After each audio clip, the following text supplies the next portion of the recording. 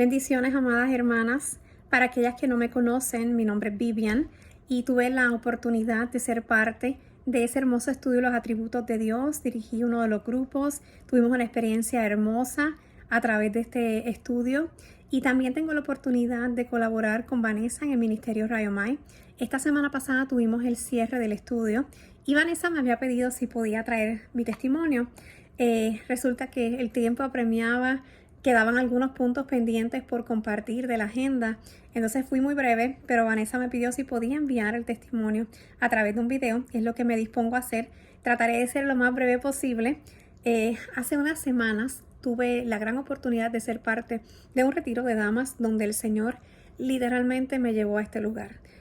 Tuve bastante oposición, yo creo que empezando por mí misma, de llegar a este retiro, pero el Señor tenía una palabra poderosa para mí y es la palabra que les quiero compartir a través de este video.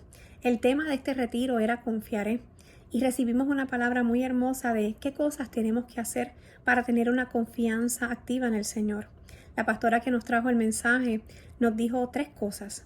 Confiar requiere acción. Confiar requiere entrega. Y número 3, confiar requiere ser testigo fiel. Para el punto número 1 de que confiar requiere acción, ella utilizó como base el pasaje de Juan capítulo 9 sobre el hombre que es ciego de nacimiento. Me encanta este pasaje porque este pasaje comienza por los discípulos cuestionar y preguntarle al Señor: Rabí, ¿por qué nació ciego este hombre? Le preguntaron. ¿Fue por sus propios pecados, por los de sus padres? Y el Señor Jesús contesta: no fue por sus pecados, ni tampoco por los de sus padres. Nació ciego para que todos vieran el poder de Dios en él. Wow. No sé si les ha sucedido. A mí me ha pasado que me he preguntado, ¿qué hice mal? ¿Qué estoy haciendo mal? En ocasiones, ¿verdad? Sabemos que nuestras decisiones tienen consecuencias. Tenemos todo este conocimiento acerca de pecados familiares, pero yo creo que nuestra humanidad, cuando pasamos por situaciones y procesos difíciles, nuestra primera reacción es tener una respuesta lógica. Pero qué palabra tan poderosa le da el Señor Jesús de que todos verían el poder de Dios en la vida de aquel hombre. Y vemos que luego en su proceso de sanidad fue un proceso poderoso para él y para todos aquellos que fueron testigos, que más adelante en el capítulo cuestionan al hombre, cuestionan a sus padres. Ellos estaban como que no lo podían creer. Vemos que el proceso de sanidad de Jesús fue un proceso hermoso. Vemos que como todo lo que Jesús hacía era especial y diferente. En esta ocasión el Señor escupe en el suelo, hace lodo con su saliva y la coloca en los ojos de aquel hombre, pero no fue sanado al momento. Él fue enviado a un estanque, el estanque de Siloé, que Siloé significa enviado. Yo no tengo las millas exactas, pero una de las palabras que nos ministró mucho cuando las recibimos es que este estanque no quedaba cerca. Pero aquel hombre, siendo ciego, fue enviado a aquel estanque para recibir su milagro. No sé si tú o yo hubiésemos estado en la misma situación, si hubiésemos respondido al momento como aquel hombre lo hizo, o si hubiésemos cuestionado: Señor Jesús, ¿será que me puedes sanar aquí, ahora? ¿Me puedes enviar al estanque que está ahí cerquita? Dice la palabra del Señor que aquel hombre fue, se lavó y regresó viendo. Qué poderoso, ¿verdad? Porque no sé el proceso que estés pasando, pero en muchas ocasiones, ¿verdad? Cuando hemos recibido instrucciones del Señor de caminar en fe, de tomar pasos de fe, muchas veces nuestra respuesta es que no veo, no sé para dónde voy, no entiendo. Pero aquel hombre ciego, literalmente ciego, aunque la Escritura no recoge todo ese proceso, esa lluvia de pensamientos que él tendría de camino al estanque, lo que dice es que aquel hombre recibió una palabra por parte del Señor. Él obedeció y recibió el milagro. Así que podemos quedarnos con esta palabra y decir: aunque yo no vea, como aquel hombre ciego que fue al estanque de Siloé sin poder ver, él obedeció al Señor y recibió su milagro. De la misma manera podemos dar pasos de fe sabiendo que el Señor es el que nos envía y que vamos a recibir el milagro. El segundo punto que nos daba esta pastora, que nos compartía que la fe requiere entrega. Para este punto ella utilizó como base otra escritura que también me gusta mucho, que es sobre Jocabed, la madre de Moisés, y la decisión tan importante que tuvo que tomar ella. Ella sabía que su hijo enfrentaba una amenaza de muerte y ella con mucha determinación tomó la decisión de, primero escondió a su hijo por 3 meses, pero ya sabiendo que no podía ocultarlo más, ella construyó esa canasta de juncos de papiro, la recubrió con brea y resina para hacerla resistente al agua. Y luego dice la palabra que puso al niño en la canasta, la acomodó entre aquellos juncos y allí colocó a su hijo en el río. Sabemos que no lo colocó meramente en el río, ella lo colocó en los brazos del Señor. Y había un plan perfecto porque sabemos que la hermana se mantiene allí pendiente a distancia. Qué palabra tan poderosa, porque algo que me gusta mucho de esta mujer, a diferencia de Sara, a diferencia de María, ella no recibió una palabra profética, pero ella recibió una palabra de Dios. Este plan fue magistral. Solo un Dios perfecto podía tener un plan tan perfecto para la vida de ese hombre, la vida de Moisés. Y cómo esa mujer, con tanta determinación y fe, colocó a su hijo en aquel lugar, y vemos cómo el Señor se manifestó, cómo el Señor obró en la vida de Moisés, pero en la vida del pueblo de Israel a través de Moisés y de la obediencia de aquella mujer. Y muchas veces el Señor, cuando estamos esperando que ese plan se cumpla, el Señor nos pide que entreguemos. Y muchas veces se nos hace difícil. Yo me ponía en el lugar de aquella situación, de aquella mujer, y decía, me hubiese puesto yo quizás a llorar en lugar de obedecer como la mamá de Moisés. Me hubiese escondido y pensado, mi hijo tiene ya una sentencia de muerte, no hay nada que buscar. O hubiese actuado con la fe y la determinación de Jocabed. Qué poderoso saber que cuando el Señor nos pide que entreguemos, hay un propósito mayor que se va a cumplir, pero tenemos que obedecer y tenemos que entregar. Así que el punto número 2, la confianza requiere entrega. Entonces, en el punto número 3, y ya con este tercer punto termino, la confianza requiere ser testigo fiel.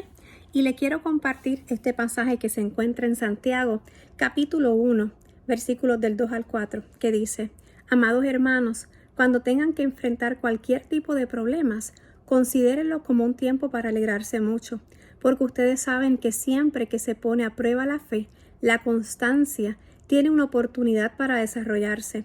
Así que dejen que crezca, pues una vez que su constancia se haya desarrollado plenamente, serán perfectos y completos y no les faltará nada. Wow.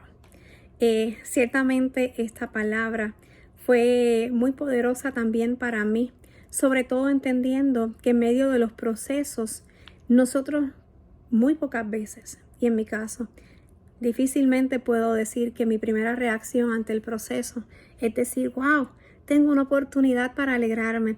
Cuando este pasaje nos dice que tenemos esta oportunidad para alegrarnos, sabemos que la prueba, sabemos que el dolor, aún la pérdida, no nos va a causar quizás deseos de reír a carcajadas, pero sabemos que lo que el Señor nos está diciendo a través de esta escritura es lo que Él está haciendo a través de esa situación. Cuán hermoso es saber que en medio de mi proceso, el Señor no solo pone a prueba mi fe, Él está desarrollando mi constancia. Y qué poderoso saber que cuando se desarrolle plenamente, dice la palabra, serán perfectos, completos y no les faltará nada. Entonces yo tengo lo que necesito a través de esta situación. Yo estoy desarrollando constancia para que el Señor pueda cumplir su propósito a través de mí. En este punto número 3 estamos hablando de ser testigos fieles del Señor. Hay algo que el Señor quiere hacer a través de nosotros, pero para eso necesitamos constancia. Y esta palabra abrió mis ojos completamente para decir, quizás he desaprovechado procesos previos donde mi reacción ha sido cuestionar, quizás no entiendo, quizás no veo, le pregunto al Señor, quizás me he detenido, mas sin embargo el Señor me está diciendo, alégrense porque estoy desarrollando, no solo pruebo tu fe, estoy desarrollando tu constancia. Cuán necesaria es esa constancia. Y finalmente el pasaje que utilizó la pastora para cerrar este punto de ser testigos fieles del Señor es un pasaje que a mí también me gusta mucho y se titula De Camino a Emaús. Se encuentra en Lucas capítulo 24, a partir del versículo 13. Es una palabra hermosa. Todos sabemos que en este pasaje de camino a Emaús ya Jesús había resucitado y vemos que había tanta confusión en algunos, alegría en otros cuando supieron que Jesús había resucitado tal como la profecía lo había dicho.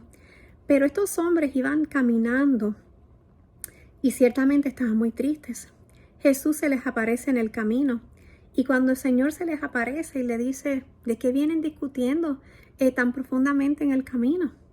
Dice la palabra del Señor también que Dios impidió que les reconocieran.